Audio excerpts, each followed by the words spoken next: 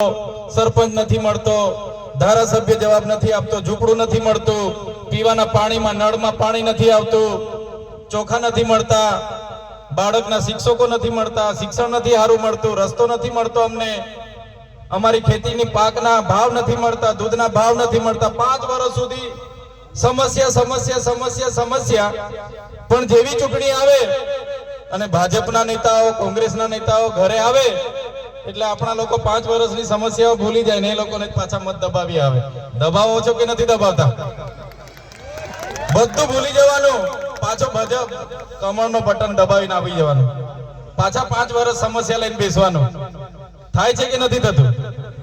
એટલે આપણા લોકોની સૌથી મોટી સમસ્યા જો કોઈ હોય તો ભૂલી જવાની સમસ્યા છે. એટલે હવે સંબંધ અને શરમ તમારે છોડી દેવાની છે અને હવે તમારામાંથી હવે નેતાઓ તૈયાર થવું પડશે. અમે પરિવર્તન સભા એટલા માટે જ લાવ્યા છે. આજે ગુજરાતમાં ખેડૂતની સમસ્યાઓ એટલી બધી છે કે આપણે વાત કરવા જઈએ તો 5 કલાક નીકળી જાય. આ કર્મચારીઓની સમસ્યા એટલી બધી છે, આઉટસોર્સિંગ કર્મચારીઓની, ફિક્સ પગાર કર્મચારીઓની, જે સરકારી કર્મચારીઓ છે એમની પેન્શનની, એ કર્મચારીની સમસ્યા માટે 2-3 કલાક આપણે વાત કરવી પડે. આદિવાસીઓની સમસ્યા માટે આખો દિવસ શિબિર રાખવી પડે. આ ઉકાઈના વિસ્થાપિતો માટે એક બપોરની શિબિરો રાખવી પડે. સમસ્યાઓ એટલી બધી છે, પણ સમસ્યાનું મૂળ આગળ 50 વર્ષ સુધી કોંગ્રેસે શાસન કર્યું, હવે 30 વર્ષથી ભાજપનું શાસન છે.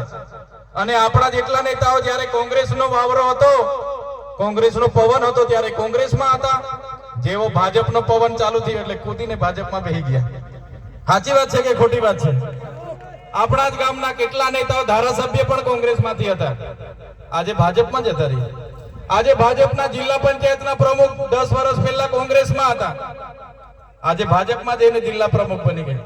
એટલે કહેવાનો મતલબ એ મોગરાળના નેતાઓ હોય, એ ગવાણના નેતાઓ હોય, એ પાટીબંદરના નેતા હોય, એ સયાજી ગામના નેતા હોય, કે રૂમકી તલાવના નેતા હોય, કે ટોકરવાના નેતા હોય, કે કરોડના નેતા દિનેશભાઈ હોય, કે નારણપુરના નેતા હોય, બધા જ નેતાઓ 10 વર્ષ પહેલા અમે જયારે એમને મળ્યા, 12 વર્ષ પહેલા જયારે એમના ઘરે ગયા ત્યારે એમના ઘરો નડિયાવાળા હતા. અહીંના જે નેતાઓ છે એ પેશન ગાડી લઈને ફરતા હતા, મોગરાના નેતાઓ પેશન ગાડી લઈને ફરતા હતા, ગવાણના નેતાઓ બોલેરો લઈને ફરતા હતા. આજે એક નેતાના 3 બંગલાઓ થઈ ગયા, એક નેતાઓની 3 4 વ્હીલ થઈ ગઈ, પણ આપણા બાળકોને હજુ આંગણવાડીઓ બનતી નથી. આજે આપણી શાળાઓના ઓરડા બનતા નથી.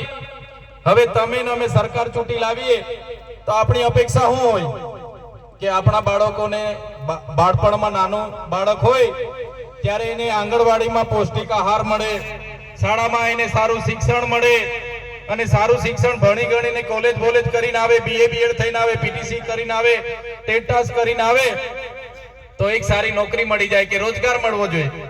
પણ આ સરકારને ચૂંટીને 30 વર્ષથી આપણે લાવીએ છીએ, તાલુકાથી લઈને દિલ્હી સુધી ધારાસભ્યને મંત્રી બનાવી દીધા છે. હવે અમારો ઉદ્ધાર થઈ જવાનો છે, હવે અમારો વિકાસ થઈ જવાનો છે.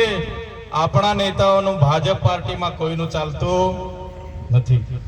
ભલે મંત્રી બનાવી દેશે પણ મંત્રી તંત્રીનું પણ એમનામાં ચાલવાનું નથી. તમે જોઈ લેજો, રમતા રમતા 2 વર્ષ પૂરા થઈ જશે અને પાછા તમારી વચ્ચે આવશે અને કહેશે હજુ મને 5 વર્ષ આપો, મારે તમારો વિકાસ કરવાનો છે. ભાઈ, તમારી સરકારને 30 વર્ષ આપ્યા છે, હજુ કેટલો અમારો વિકાસ કરવાનો છે?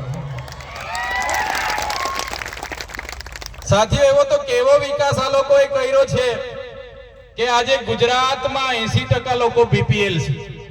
30 વર્ષથી એમની સરકાર છે અને એમની સરકાર જ એવા મોટા મોટા બોર્ડ મારે છે કે આજે પણ ગુજરાતના 3 કરોડ 80 લાખ લોકોને અમે કંટ્રોલમાં અનાજ આપીએ છીએ.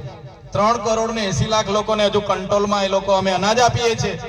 એટલે અમારો અમે વિકાસ કર્યો છે એવું કહેવા માંગે છે. 5 કિલો ચોખા, 3 કિલો ઘઉં, એટલે એની ટેવ આપણને પાડેલી છે.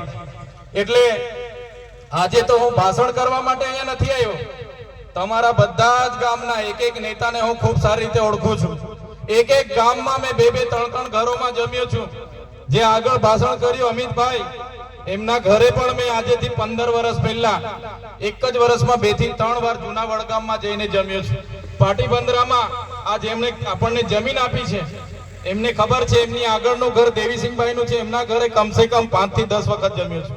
સયાજી ગામમાં જમ્યો છું, મોગરાણમાં જમ્યો છું, રૂમકી તલાવમાં જમ્યો છું, અહીંયા બાજુમાં ટાવલમાં જમ્યો છું, ધારેશ્વર મંદિરે અમે મીટિંગો કરી છે. કહેવાનો મતલબ કે આદિવાસીઓનો વિકાસ કેમ નથી થતો? કેમ આદિવાસી આજે ભણીને આઈએસ આઈપીએસ નથી બનતા? કેમ આદિવાસીઓને આજે સિંચાઈના પાણી નથી મળતા? કેમ આદિવાસીઓને આજે જંગલની જમીનો નથી મળતી? એ બધા પ્રશ્નોના નિરાકરણ માટે આ વિસ્તારમાં અમારો એક ગામ બાકી નહીં હશે. તમામ ગામમાં અમે ફર્યા છે. કયા ભાજપના નેતા, કયા કોંગ્રેસના નેતા, એમની શું અપેક્ષાઓ છે, એ શું કરવા માંગે છે આપણા લોકોનું, એ શું વિચારે છે, બધા જ લોકોના અમારી પાસે અભિપ્રાય છે. ટોકરવાની તમારી મચ્છી મંડળી હોય, પાટીબંદરાની મચ્છી મંડળી હોય, નારણપુરની મચ્છી મંડળી હોય, કે એ ગામોના આગેવાનો હોય, મોહિનીના આગેવાનો હોય, બધા જ ગામોના, એ ચાહે કુઈદાના હોય, એ ચાહે કળદના હોય, કે એ ચાહે ફૂલવાડીના હોય, એ ચાહે છાપટીના હોય, એ ચાહે પેથાપુરના હોય, એ ચાહે જૂની કાચલીના હોય, એ ચાહે બાબરઘાટના હોય, એક એક ગામમાં કયો નેતા શું કરે છે, આપણા લોકોની શું પરિસ્થિતિ છે, એનો એક એક ડેટા અમારી પાસે છે. એટલે આજે હું તમને કહેવા માટે આવ્યો છું, તમે જો મને સહકાર આપવા માટે તૈયાર હોય તો આવનારા દિવસોમાં તમારું પરિવર્તન લાવવા માટે અમે તૈયાર છે. અમને ખબર છે તમારા અધિકારો કઈ રીતના તમને મળી શકે.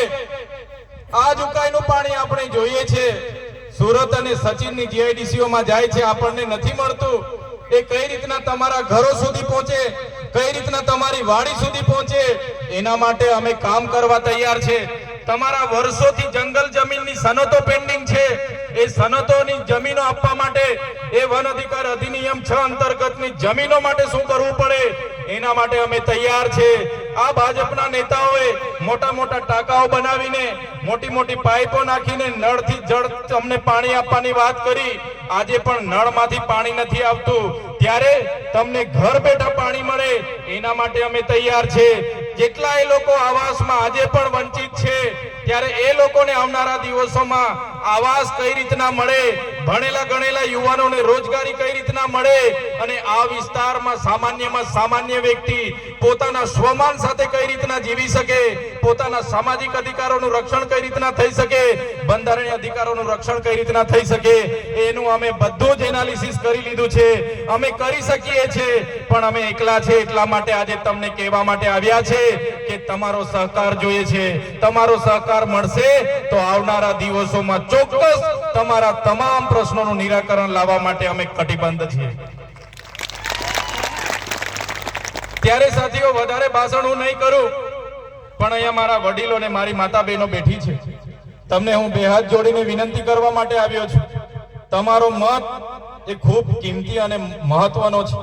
લોકશાહીમાં તમારી તાકાત એ સત્તા બદલવાની તાકાત છે.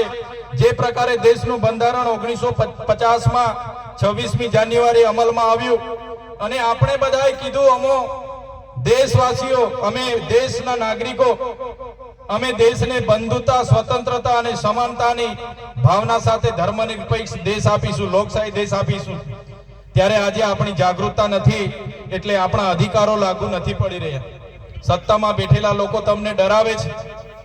તમારા પર જરા પણ એમની સામે બોલવાના પ્રયાસો કરો એટલે જીઈબીની રેડ પાડવામાં આવે, પોલીસની રેડ પાડવામાં આવે, તમારું ઝૂંપડું અટકાવી દેવામાં આવે, તમારું બોર મોટર અટકાવી દેવામાં આવે, તમારું લેવલિંગ અટકાવી દેવામાં આવે, તમારી સનદ અટકાવી દેવામાં આવે. એવા નેતાઓને હવે વધારે સમય હવે આપણે સત્તામાં લાવવાની જરૂર નથી. હવે અમે લડીએ છીએ તમને ન્યાય અપાવવા માટે. અમારે તમારી વચ્ચે આવ્યા છે. અમે આ ભાજપથી ડરતા નથી. તમે જોયું હશે, એક સામાન્ય બાબતમાં મારા પર પણ ખોટા કેસો કર્યા છે. હું તો એક વિસ્તરણ અધિકારી હતો, ઉમરપાડામાં વર્ગ 2 નો અધિકારી હતો. મારે નોકરી કરીને જોયું મેં કે ભાજપના નેતાઓ મોટા મોટા ભાષણો કરે છે, મોટા મોટા વાયદાઓ કરે છે, પણ એમના બંગલાઓ મોટા થઈ જાય છે, પણ લોકોના કામ થતા નથી. એટલે હું તો રાજીનામું આપીને જાહેર જીવનમાં આવ્યો છું. જાહેર જીવનમાં આવ્યા પછી આ ભાજપના નેતાઓએ, આ ભાજપની પોલીસોએ 19 જેટલી એફઆઈઆર મારા પર કરી છે. 7 વખત મને જેલમાં નાખ્યો છે, છતાં હું એમની જેલથી ડરતો નથી. આજે પણ પૂરી તાકાતથી લડું છું. આવનારા દિવસોમાં કદાચ ધારાસભ્ય પદ પર નહીં પણ હોઈશ, તો પણ આ તમારો દીકરો ચૈતર વસાવા તમારા માટે પૂરી તાકાતથી લડવાનો છે.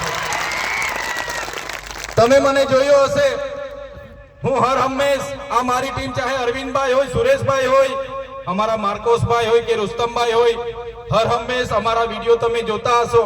અમે લોકો માટે અવાજ ઉઠાવીએ છીએ, લોકોના ન્યાયની વાતો કરીએ છીએ.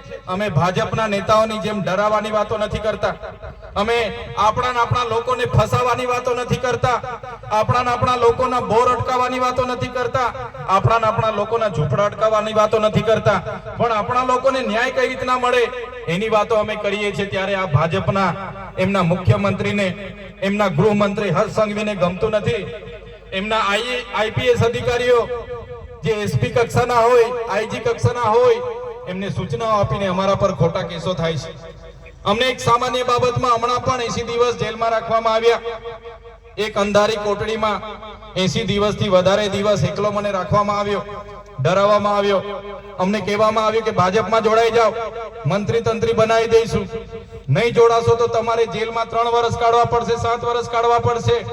ત્યારે પણ જેલમાં ભાજપના નેતાઓને, એ ભાજપના અધિકારીને તમારા ચૈતર વસાવાએ કીધું હતું, તમારે જેટલી જેલો કરાવવાની હોય એટલી કરી લેજો. આ ચૈતર વસાવા ગરીબો માટે લડે છે અને ભવિષ્યમાં પણ લડશે. માંડ મારા 80 દિવસ બાદ મને જામીન મળ્યા. સાથીઓ, જામીન તો આપ્યા, જામીનમાં પોલીસને દબાણ કરીને ખોટું સોગંદનામું રજૂ કરાવવામાં આવ્યું. એમના ગૃહમંત્રીએ કીધું કે આમને એમના વિસ્તારમાં, એમના જિલ્લામાં પ્રવેશ નહીં આપવાનો. સાથીઓ, તમે વિચાર કરો, કોઈ વ્યક્તિને જામીન નામદાર કોર્ટ આપે તો એમને એવું કહેવામાં આવે કે ભાઈ આ વ્યક્તિ વિદેશમાં નહીં જાય, એના પાસપોર્ટ જમા કરાવી લો. આ ભાઈને શરતમાં લખી આપે કે ભાઈ તમારે ગુજરાત નહીં છોડવાનું. અને મારામાં ઊંધું કરી આપ્યું કે મારે મારા મત વિસ્તારમાં નહીં જવાનો. હવે આજે તમે વિચાર કરો, જે લોકોએ મને ધારાસભ્ય તરીકે 1 લાખથી પણ વધારે મત આપ્યા, 1 પણ રૂપિયાની લાલચ વગર, 1 પણ બિયર કોટર વગર, 1 પણ સાડી, 1 પણ નાસ્તા વગર મને 1 લાખથી પણ વધારે મત આપ્યા. આટલી નાની ઉંમરમાં મારી હેસિયત કરતા પણ વધારે મને જવાબદારી આપી, મને ધારાસભ્ય બનાવ્યો. એ વિસ્તારમાં મારા કાર્યાલયો છે, એ વિસ્તારમાં મારું ગામ છે, મારો પરિવાર રહે છે, મારું ઘર છે. આજે 5 મહિનાથી પણ વધારે સમય થયો છે. મારા પોતાના મત વિસ્તારમાં ડેડિયાપાડામાં આજે મને પ્રવેશ નથી. પણ સાથીઓ, આજે તમારી વચ્ચે આવ્યો છું ત્યારે તમારા બધાના આશીર્વાદ છે, તમારો બધાનો સહકાર છે. આ વિસ્તારથી હું પરિચિત છું. આ વિસ્તારના લોકો પણ મને એટલા જ ચાહે છે. એ લોકો મને ચાહે ડેડિયાપાડામાં નહીં જવા દે, એ લોકો ચાહે મને નર્મદામાં નહીં જવા દે, પણ આ ચૈતર વસાવા અમારા આદિવાસી લોકોના દિલોમાં રહે છે, ત્યાંથી ક્યારેય કાઢી નથી શકવાના. અમે આ વિસ્તારમાં પણ આવીશું તો આ વિસ્તારના લોકો પણ અમને પરિવારના દીકરાની જેમ અમને પ્રેમ કરશે, એમનો ભાવ હશે.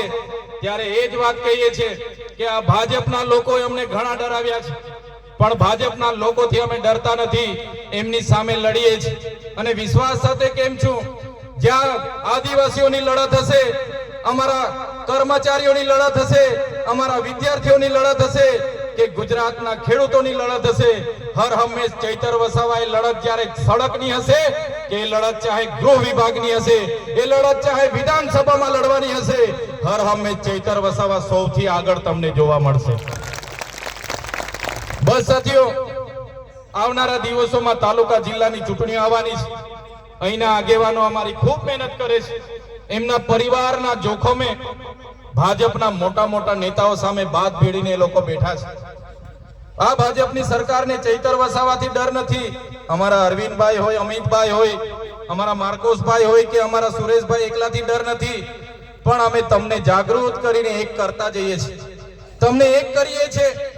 આપણા લોકોને શિક્ષણ મળે, આપણા લોકોને સિંચાઈનું પાણી મળે, આપણા લોકોને જે બંધારણમાં અનુસૂચિ 5 ના અધિકારો છે, પૈસા 1 ના અધિકારો છે, વન અધિકાર અધિનિયમના અધિકારો છે, 73AA ના અધિકારો છે, એટ્રોસિટીના અધિકારો છે, એનું ચુસ્ત અમલવારી થાય એ પ્રયાસો માટે અમે સરકાર સામે અવાજ કરીએ, તમને એક કરીએ. તમારી એકતા અમારી સાથે હોય, તમારા આશીર્વાદ અમારી સાથે હોય, ત્યારે આ લોકો ડરે છે. એટલે તમારો સહકાર અમને હર હંમેશ જોઈશે. તમે સાથે છો ત્યારે આવડી મોટી સરકાર સામે અમે લડી શકીએ છીએ.